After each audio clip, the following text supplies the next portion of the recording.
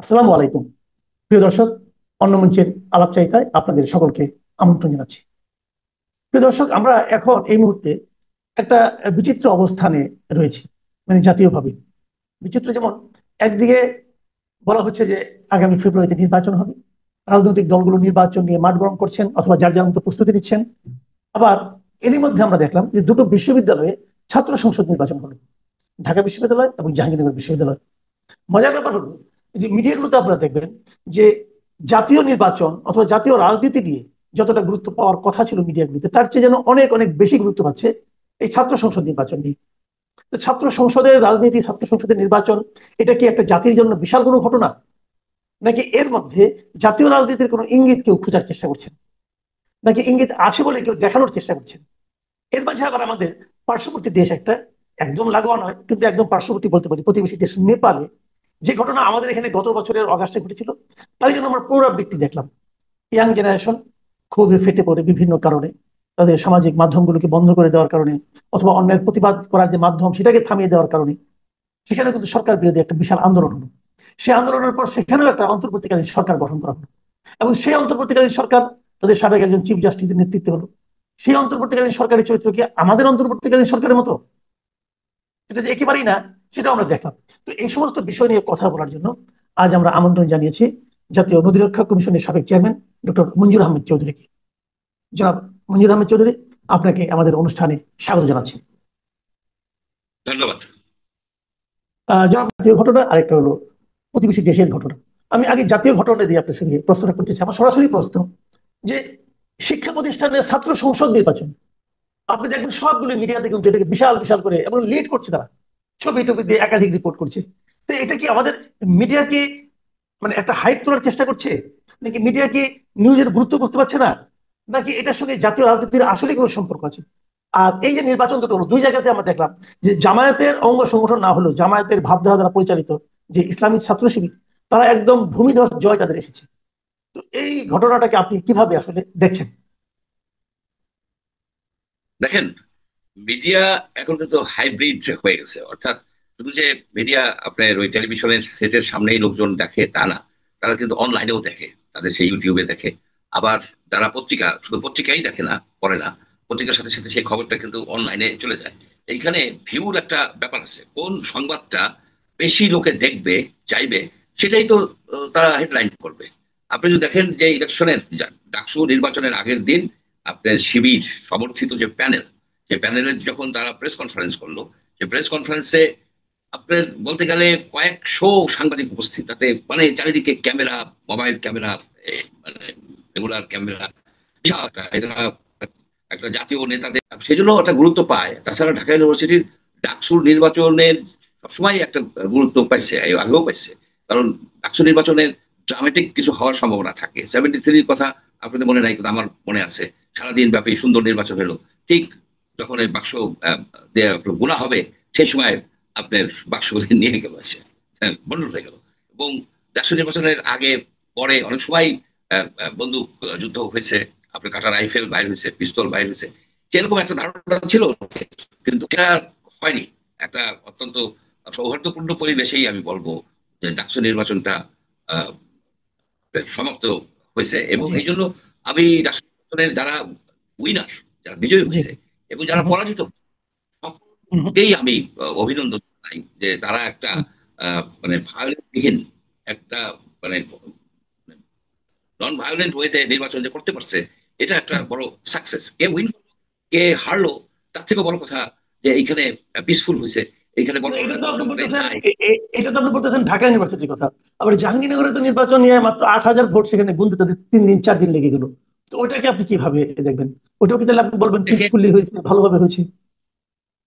যে কমেন্টটা আমি করলাম, আমি ঢাকা ইউনিভার্সিটির ছাত্র ছিলাম, সুতরাং ঢাকা ইউনিভার্সিটিতে হয়তো কেউ ভাবতে পারে বায়াস, আসলে বায়াস না। আর জাহাঙ্গীরনগর ইউনিভার্সিটির যে ঘটনাটা ঘটছে, এই ঘটনাটা আসলে ন্যাক্কারজনক। ন্যাক্কারজনক এই জন্য বলি যে 8,000 ভোট গুনতে, 8,000 ভোট গুনতে এদের 44-48 ঘন্টা লেগেছে, 2 দিন 2.5 দিন তাদের লাগলো। এটা তো দুর্ভাগ্যজনক। এখানে এই টিচাররা, স্ট্যাটিস্টিক্স ডিপার্টমেন্ট বলেন যারা, এটা তো আমাদের দেশের এই যে ব্যাপারীরাই তো এই 8,000 গুনে ফেলাতে পারতো। ক্লিয়ার, ক্লিয়ার কাট কথা। এখানে যে আস্থার সংকট, ওএমআর যেটা, এই যে তারা যে এই যে যান্ত্রিক উপায়ে যেভাবে তাদের রেজাল্ট জি পরীক্ষে করেন, সেটার উপর আস্থা নাই কেন ছাত্রদের? ছাত্ররা লাস্টে বলো যে হাতে গুনতে হবে, অর্থাৎ এক এক করে গুনতে হবে। আস্থা নাই কেন? আস্থা নাই, কিন্তু ঘটনা ঘটছে। ঘটছে বলেই তো আপনার এখানে দুইজন, রেজাউল করিম স্নিগ্ধা সহ আরেকজন ওই নির্বাচন কমিশন থেকে রিজাইন করছে। জি রিজাইন করছে, তাদের রিজাইন করার কারণ কি? তারা দেখছে যে এইটা একটা স্বচ্ছ প্রক্রিয়া হচ্ছে না, এবং ডেফিনেটলি তাদের একটা অভিযোগ আছে, এবং সেই অভিযোগের ভিত্তিতেই তারা রিজাইন করছে। সুতরাং এখানে যেটা আমার কাছে যেটা মোস্ট ফিলোসফিক্যাল কোশ্চেন মনে হয়, সেটা হচ্ছে এই ভোটাধিকারের জন্য, ডাকসুর ভোট তো একটা ভোটাধিকার, জি ভোটাধিকারের জন্য 2014, 18, 20 সালে আমরা ভোট দিতে পারি নাই। আমাদের এই ভোটাধিকারের জন্য আমরা গন্ডগোল করছি, মারামারি করছি, রাস্তায় জীবন দিছি। সেই দিয়ে আমরা যে অধিকারটা পাইছি, সেই অধিকারটা যদি এখন যদি ছাত্ররা ঠিক মতো তাদের ভোট কাউন্ট না হয়, তাহলে তো বুঝতে হবে যে আমাদের সেই আন্দোলন, এই যে ছাত্র তরুণ তরুণীদের যে যে আত্মদান, আত্মদান, এটা অনেকটাই ব্যর্থ হয়ে গেছে। এটা ঘটনা ছিল যে নির্বাচনগুলি স্বচ্ছ হবে। ঢাকা ইউনিভার্সিটির সম্বন্ধে বড় কোনো অভিযোগ শোনা যায় নাই, শুধু রুহুল কবির রিজভী সাহেব বললেন যে কারচুপি করা হয়েছে, জালিয়াতির মাধ্যমে এখানে উইন করছে। কিন্তু সেই অভিযোগটা করার সময় তার কিন্তু কতগুলি এভিডেন্স সহ বলা উচিত ছিল ঢাকা ইউনিভার্সিটির এই নির্বাচনটা। এভিডেন্স ছাড়া কোনো কথা বলে আপনি হেরে গেছেন, ফাইন, রাইট হেরে গেছেন, আপনি তার ওইতে হারছেন। এবং এখানে শিবির কেন উইন করলো? শিবির উইন করছে, শিবিরকে ভোট দিছে লোকে। শিবিরকে কেন ভোট দিছে? তারা হয়তো তাদের সংখ্যা বেশি। এখন ঢাকা ইউনিভার্সিটিতে অনেক মাদ্রাসার ছাত্র ভর্তি হয়, যারা মাদ্রাসার ছাত্র তারা তো শিবিরকে ভোট দিবে। যে দুইজন ভিপি এবং জিএস, তারা কিন্তু মাদ্রাসা থেকে পড়াশোনা করে ঢাকা ইউনিভার্সিটিতে আসছেন, সুতরাং তাদের একটা এফিনিটি আছে, এবং তাদের ব্যবহার ভালো, তারা অত্যন্ত নমনীয়, তারা ইয়াং, আগের মতো সেই আপনার 40-45 বছরের বুড়া লোকজন তো না এরা। এটা একটা এটা একটা ভালো দিক, কিন্তু যে ইয়াংরা রাজনীতি করতে আসতেছে, ওল্ড গুলি বাদ হয়ে যাচ্ছে। জি। এখানে এখানে আরেকটা কথা, যে জিনিসটা নাকি আপনার অনেকে বলা বলি করছে, যে রেজাল্ট যেটা হলো, যে শিবির দুই জায়গাতেই একটা বিশাল বিজয় পেল। তো এই যে বিশাল বিজয়টা, আপনি কি মনে করেন এর মাধ্যমে জাতীয় রাজনীতিতে কোনো প্রভাব পড়তে পারে? একটা প্রভাব হচ্ছে যে আহ, যেহেতু শিবির জামাতেরই মানে ভাবাদর্শে গঠিত একটি সংগঠন, শিবিরের সাথে জামাতের একটা গভীর সম্পর্ক আছে। সেই হিসেবে লোকে ভাবতে পারে হয়তো যে সারা বাংলাদেশের লোকই মনে হয় শিবিরের যেমন উইন করছে এইভাবে উইন করবে। তো বাস্তবতাটা হচ্ছে কি, শিবির হচ্ছে শহর কেন্দ্রিক। আপনার শিবির মূলত শহর কেন্দ্রিক, এবং আপনার শিক্ষা প্রতিষ্ঠান কেন্দ্রিক একটা বিষয়। সেটা যে জাতীয়ভাবে একেবারে প্রতিফলিত হবে, এইটা এটা একটু বেশি বলা হবে। তবে একটা কথা ভাবতে হবে, যেটা আমরা অটোমেটিক্যালি ধরে নেই, যেমন আমি ভাবছিলাম যে ঢাকা ইউনিভার্সিটিতে খুব সম্ভব ছাত্র দল উইন করবে, জাহাঙ্গীরনগরের ছাত্র দল উইন করবে, জি। এরকম একটা ধারণার কিন্তু সৃষ্টি ছিল, শুধু আমার মধ্যে না, অনেকের মধ্যে। কিন্তু সেই ধারণাটা আহ, ই হয়ে গেল, মানে প্রমাণিত হলো। হুম। আচ্ছা, এখানে একটা বিষয় বলা হচ্ছে যে আলটিমেটলি নির্বাচন নিয়েও কিন্তু কিছু প্রশ্ন উঠছে। যেমন এই জাতীয় ঐকমত্য কমিশনের যিনি সহসভাপতি মিস্টার আলী রিয়াজ, তিনি বলেছেন যে ফেব্রুয়ারিতে নির্বাচন না হলে জাতীয় নিরাপত্তা বিঘ্নিত হবে। এটা বলছেন, ঠিক আছে, তাহলে ফেব্রুয়ারিতে নির্বাচন না হলে বিঘ্নিত হবে। তো নির্বাচন না হওয়ার কথা উনি কেন বলছেন? নির্বাচন না হওয়ার মতো কি কোনো আপনি ঘটনা দেখছেন? অথবা এই ধরনের আস্থাহীনতা কেন? যে উপদেষ্টা, এই প্রধান উপদেষ্টা নিজেই বলেছেন নির্বাচন ফেব্রুয়ারিতে হচ্ছে, বিএনপি বলছে নির্বাচন ফেব্রুয়ারিতে হচ্ছে। তাহলে এই ধরনের অনাস্থাটা কেন জন্ম নিচ্ছে, যে ফেব্রুয়ারিতে নির্বাচন নাও হতে পারে, না হলে কি হবে না হবে সেসব নিয়ে আলোচনা হচ্ছে কেন? তার মূল কারণ হচ্ছে যে এইসব লোকজনে আলী রিয়াজ, গং, এরা নির্বাচন নিয়ে এত সব কথা বলছে, উল্টা পাল্টা কথা। তারপরে আপনি দেখেন আর এক ওই যে ভদ্রলোক আছে, ওই যে এনজিও করে, আলী, এর নাম কি, আম, ফজলুল আলম মজুমদার সাহেব, ওনাকে একটা কমিশন করে দেওয়া হয়েছে। উনি সেইখানে কতগুলি দিচ্ছেন, পরামর্শ দিচ্ছেন যে নির্বাচন কমিশন কিভাবে মানে গঠন করতে হবে। গঠন, ওনাদের রিপোর্ট পাওয়ার আগেই রইল। তারা নানা রকমের কথাবার্তা বলছেন, বলছেন যে দ্বিকক্ষ বিশিষ্ট। এখন দ্বিকক্ষ বিশিষ্ট যদি নির্বাচন করতে হয়, মানে তার বিশাল থাকবে, তো অ্যারেঞ্জমেন্ট থাকবে। দ্বিকক্ষ বিশিষ্ট একটা ফেডারেলিজমের দিকে যাইতে হবে, সেগুলো হয়েছে, হয় নাই। ওনাদের কথাবার্তাই প্রমাণিত হয় যে ওনারা নির্বাচন বিষয়ে অনেকটা সিরিয়াস না। তারপরে আরেকটা বিষয় হচ্ছে যে ডক্টর ইউনূস একজন অত্যন্ত দুর্বল প্রকৃতির শাসক। বাংলাদেশের ইতিহাসে এত দুর্বল প্রকৃতির শাসক কখনোই আমরা দেখি নাই। আপনার পথে ঘাটে মানুষজনকে আঘাত করা হচ্ছে, মব ডাকাতি হচ্ছে, মব রেঞ্চিং হচ্ছে, চাঁদাবাজি হচ্ছে, এই সবগুলি তো উনি ঠেকাতে পারতেছেন না। এবং আপনার যে নির্বাচন, আমাদের যে স্বরাষ্ট্র মন্ত্রী, স্বরাষ্ট্র অ্যাডভাইজার, উনি একটা নতুন হাইপোথিসিস দিচ্ছে এটার মানেটাকে আমি বুঝলাম না। যে এই যে মবগুলি আছে, এইসব মবগুলি নাকি 300 আসনে ছড়াই যাবে, 300 আসনে ভাগ হয়ে যায়। 300 আসনে যদি ভাগ হয়ে যায়, তাহলে মবগুলি আবার ছোট ছোট মব, ছোট ছোট মব হবে, তখন আর পুলিশ সেই ছোট মবগুলিকে দমন করতে পারবে। এখন এটা হচ্ছে করোনা ভাইরাস। করোনা ভাইরাস আমরা ছোট ছোট করে সারা বাংলাদেশে ছড়াই দিলেন, অল্প দিছে তো, বা বেশি ভাইরাস দেয় নাই। এই ধরনের হ্যাঁ। উদ্ভট আপনার একটা জাতীয় নির্বাচন উঠে নিয়ে আসবে সাকসেসফুলি, আমার কাছে সেটা মনে হয় না। আমি নির্বাচন যে ফেব্রুয়ারিতে হবে এ বিষয়ে জি। আমি খুব না। আচ্ছা, একটা কথা বলেন আপনি আমাকে, যে এরা দায়িত্ব নিয়েছে গত বছরের আগস্টে, যদি ফেব্রুয়ারিতে নির্বাচন হয়, নির্বাচন করবে কি করতে পারবে কি পারবে না, এটা নিয়ে সাধারণ মানুষের মধ্যে কিন্তু এখনো আপনার মানে অনাস্থা, যেটা অবিশ্বাস দূর হচ্ছে না।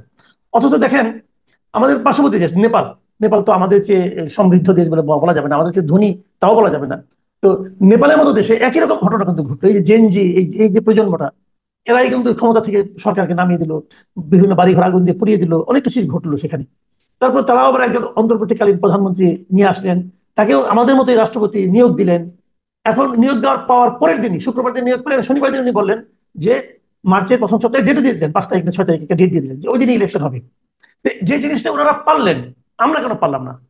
আমাদের নির্বাচন কবে হবে এটা নিয়ে কিন্তু আমাদের মানুষের মধ্যে হাজার হাজার প্রশ্ন, আদৌ হবে কিনা। তো আসলে ওদের সঙ্গে আমাদের পার্থক্যটা কোথায়? পার্থক্যটা হচ্ছে যে নেপালে যাকে ইন্টারিম গভর্নমেন্টের মন্ত্রী করা হয়েছে, প্রধানমন্ত্রী করা হয়েছে, সুশীলা কার্কি, উনি রিটায়ার্ড চিফ জাস্টিস, এবং জি। উনি চিফ জাস্টিস খুবই প্রশংসিত, খুবই প্রশংসিত হয়েছেন। এবং উনি একজন অনেস্ট ব্যক্তি, সাহসী ব্যক্তি। উনি যখন চিফ জাস্টিস ছিলেন সেই সময় উনি কিন্তু আহ, আহ, কয়েক মন্ত্রীকে উনি তাদের বিরুদ্ধে রায় দিয়েছেন, এমপিদের বিরুদ্ধে উনি রায় দিয়েছেন। উনি ভয় পান না, উনি ভয় পান না। জি। আহ, উনি অনেস্ট ব্যক্তি, এবং উনি বুঝেছেন, উনি এখানে যখন দায়িত্ব দেওয়া হয়েছে, উনি বুঝেছেন যে যত তাড়াতাড়ি সম্ভব নির্বাচন দিতে হবে। সেই জন্য ওনার মনেই ছিল যে নির্বাচন দিতে হবে। সেই জন্য উনি বলতে পারছেন, ইমিডিয়েটলি বলে ফেলছেন। এবং উনি মাত্র 3 জন সহকর্মী নিচ্ছেন, যাকে করছি, মানে আনছি, মানে প্রধান উপদেষ্টা বা প্রধানমন্ত্রী হিসেবে যাকে আমরা আছি, ডক্টর ইউনূস পক্ষান্তরে উনি একজন সাজাপ্রাপ্ত ব্যক্তি ছিলেন, আদালত তাকে সাজা দিয়েছিল, জি। সাজাপ্রাপ্ত একজন। এবং উনার ধরেন অনেস্টি বিষয়ে উনার ব্যাপক সুনাম আছে, এ ধরনের কিন্তু বিষয় না। উনি বেশ ধূর্ততার সহিত, যেমন আপনার ওই যে ট্যাক্স মাফ করায় না, সেই শেখ হাসিনার আমলেও কিন্তু উনি ট্যাক্স ফাঁকি দিছে বলে বলে। সেই সময় উনি শ্রমিকদের করছে, মানে শ্রমিকরা বঞ্চিত হয়েছে, কেস হয়েছে ওনার নামে। সেই কেসগুলি নর্মাল প্রক্রিয়ায়, এই কেসগুলিকে নিষ্পত্তি করা হয় নাই। এটা কিন্তু মারাত্মক একটা কাজ করছে। মানে নৈতিক ভাবে উনি কোনোদিন বলতে পারবে না যে ওনার কেস আদালতে চালু থাকতো, আদালতে করতে পারতো যে না, কিন্তু সেটাকে কোয়াশ করে দেওয়া হয়েছে, অর্থাৎ বিচার বিভাগকে প্রবাহ পরিণত করা হয়েছে। এইখানেই পার্থক্য। এবং উনার যাদেরকে উনি নিছেন, কতগুলি এনজিওর লোকজন, সেই এনজিওর লোকজনগুলি এখানে ক্ষমতায় অনেকদিন থাকার চেষ্টা করছে। এবং এক এনজিও মহিলা বলল, কবে ইলেকশন হবে, সাংবাদিক জিজ্ঞেস করছে, চেঁচামেচি করবেন না ইলেকশন নিয়ে। অর্থাৎ আমরা এখানে আসছি, আমরা কিছুটা লুটপাট করি, তারপরে আপনারা ওরা যতদিন না হিসাব দিবে ততদিন চোর হিসেবে ধরা হবে, এবং চোর হিসেবে ধরা হবে, আমিও ধরি। এইখানে আগের যারা এই সব পোস্টে ছিল, মন্ত্রীর পোস্টে ছিল, তারা চুরি করছে, অনেকে জেল খাটতেছে, অনেকে পচা ডিমের তারা আহত হয়েছে, পচা ডিমে আহত হয়েছে, এরকম আছে। তার আগের গুলিও কিন্তু দুর্নীতি করছে। তো এরা দুর্নীতি করবে না, তার কি গ্যারান্টি আছে? এরাও দুর্নীতি করতেছে। অ্যাডভাইজাররা কেন হিসাব দিল না? তার থেকে আমার কাছে মনে হয় যে এইখানে একটা গুণগত পার্থক্য আছে। ওকে। আপনি যে কথাটা বললেন, যে ওনাদের যে ভালো ভালো কাজ, ওনারা যেটা ভেবেছেন, মানে জনগণের হাতে ক্ষমতা দেওয়ার চেষ্টা করতেছেন, অনেকে এমন ভাবে বলছেন যে একটু একটু ফান করে বলছেন আর কি, যে ওনাদের সঙ্গে তো আমাদের পার্থক্য হবেই, কারণ আমাদের তো একজন নোবেল বিজয়ী আছে, নেপালে কোনো নোবেল বিজয়ী নাই, এটার কারণ হতে পারে। আমাদের এখানে মুক্তিযুদ্ধ আছে, ওদের কোনো মুক্তিযুদ্ধও নাই। কাজে যেহেতু মুক্তিযুদ্ধ নাই, অতএব কিছু ভুলিয়ে দেওয়ার জন্য রিসেট বাটন টেপারও প্রয়োজন পড়ছে না। তো এই ধরনের কথা বলা বলি হচ্ছে, এটাকে আপনি আসলে কি ফান হিসেবে দিবেন, নাকি এটার কোনো আপনার ভিত্তি আছে বলে আপনার কাছে মনে হয়? এটা একটা ফানি। আপনি দেখেন, নোবেল বিজয়ী হলেই হয় নাকি? আপনার পাশের দেশের মায়ানমারের নোবেল উচিত নাই বসে। কিন্তু এই নোবেল বিজয়ী মহিলা, এই যে রোহিঙ্গাদের উপরে যে অমানবিক অত্যাচার হয়েছে, সেটা যে ইন্টারন্যাশনাল কোর্টে মিলিটারিদের পক্ষ হয়ে উনি যে ওকালতি করছে, যে তাদের পক্ষে কথা বলছে। অমানবিক একটা লোক, শান্তিতে নোবেল বিজয়ী একটা লোক, সে লক্ষ লক্ষ লোকে ডিসপ্লেস করা হয়েছে, হাজার হাজার লোককে মারছে তার সৈন্যরা, এবং তাদের পক্ষ নিয়ে উনি কথা বলছে, এজ রেসিস্ট। সুতরাং নোবেল পাওয়াই কিন্তু একমাত্র কথা। অনেক নোবেল বিজয়ী জেলে আছে। আমাদের নোবেল বিজয়ী দরকার নাই। আমাদের দরকার হলো একটা সাদামাটা ইলেকশন করবে, সেই ইলেকশনে আমরা যাব, আমার ইচ্ছা মতো যাকে চাই তাকে ভোটটা দিব, আর কিছু দরকার নাই। কিন্তু এই বেচারা, এই ভদ্রলোক যেটা করতেছে কি, আপনার যে পোর্টকে 30 বছরের জন্য একটা কোম্পানির কাছে খুব সবল দিয়ে দিছে। এখন প্রশ্ন হতেছে, যখন শেখ হাসিনাকে উৎখাত করা হয়েছে, আন্দোলন হয়েছে, তখন কি কেউ পোর্টের নিয়ে একটা স্লোগান দিছে? কোর্টে কোনো কেউ কথা বলছে? বলে নাই, বলে নাই। এখানে উনি কি করছে, যে আমেরিকার একটা কোম্পানির কাছ থেকে আগামী 15 বছর পর্যন্ত 1 লক্ষ কত হাজার কোটি টাকার জ্বালানি কিনবে সেই চুক্তি করছে। ওনাকে এটা করতে কে বলছে? এটি কি ওনার কাজের মধ্যে পড়ে? এই ধরনের সব কর্মকাণ্ড যে উনি করে বেড়াচ্ছেন, এগুলি তো দুদকের ইনভেস্টিগেশন হবে, কারণ এগুলি করতেছে টেন্ডার ছাড়া। আপনার টেন্ডার ছাড়া হাজার হাজার লক্ষ লক্ষ কোটি টাকার কাজ যে উনি করে, ওনার তো ধারণা নাই। এটা তো ডেফিনেটলি আই ঢোকার কাই লোক দুদকে আসবে। এই যে পোর্টটা উনি দিচ্ছে, পোর্টের এজেন্টকে বাংলাদেশে আমরা তো নানা কথা শুনি। সুতরাং এই ভয় ভয় যে অংশু সূচি ওইখানে জেলে আছেন, আবার আমাদের এই নোবেল লরিয়েট আবার জেলে না ঢুকে পড়েন, তাহলে তোরা জেলে চলে যাচ্ছে। জি, অনেক ধন্যবাদ। অনেক ধন্যবাদ জনাব মঞ্জুর আহমেদ চৌধুরী। যদিও আপনার শেষ দিকের কথাগুলো আমরা একটু শুনতে পাইনি। আগামীতে ইনশাল্লাহ আপনাকে আমরা আবার আমাদের অনুষ্ঠানে আমন্ত্রণ জানানোর চেষ্টা করব। আপনি যদি সময় দেন আমাদেরকে, আমরা কৃতজ্ঞ থাকবো। প্রিয় দর্শক, আপনারা শুনলেন যে একটা দেশের অবস্থাটা কেমন চলছে এটা নিয়ে আলোচনা করতে যে আমাদের অতিথি মঞ্জুর আহমেদ চৌধুরী শেষে একটা আশঙ্কার কথা বললেন। আমরাও চাই না এই আশঙ্কাটা বাস্তবায়িত হোক। আমাদের এত সম্মানিত ব্যক্তি দুদকের মামলায় পড়ুক, এটা আমরা চাই না। তারপরেও যদি সেরকম কিছু ঘটিয়ে থাকেন, তাহলে তো আর আপনি এটাকে ফেরাতেও পারবেন না। আমরা অপেক্ষা করে দেখি কি হয়। এখন এই পর্যন্তই। আল্লাহ হাফেজ।